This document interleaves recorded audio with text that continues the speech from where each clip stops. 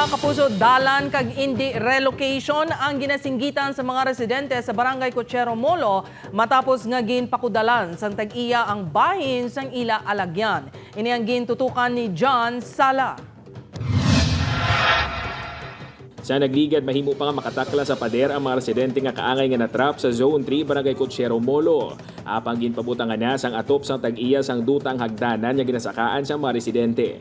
Gani sa karon, ang nagaisano nila nga dalan pasulod kag pagwa sa ilang lugar ang mag-agi sa balay sang ila kasilingan, mag-agi sa kwarto, malapo sa kusina kag sa computer shop nga ini. Agud lang makasulod sila sa ilang obra, eskwelahan kag makapangita sang kinawala sa pangadlaw-adlaw. Sa totoo lang, ini pasyente ni may schedule na ni operahan.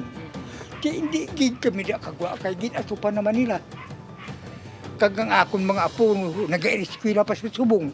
Example ko na munang ipagwa nila ang relocation ti pigado kami daan silway kami may mukit. Sino sa Iloilo City Urban Poor Affairs Office o kon Ikupaw, ginatagan nila sa pagtamod sa karon ang pag-relocate sa mga apektadong residente. Magasapol sa Setyembre 2 ang Ikupaw kaupod ang mga residente kag Barangay Council agud mahibaluan kung sino pang wala mahatagan sang lote sa relocation site. Apang kun ang mga residente lang kunong pamangkuton, dalan kag indi relocation ang ila kinahanglan. Financially, gid ang kulang gid sila kung ano why gid. Kang dala nila na da nga kung isirado, iway sila agyan.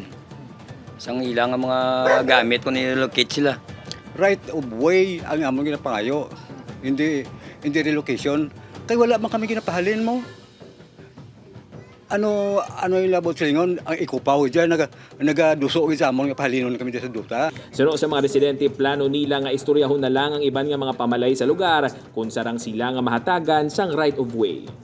Upuan kay Cirilo Renduque, John Sala.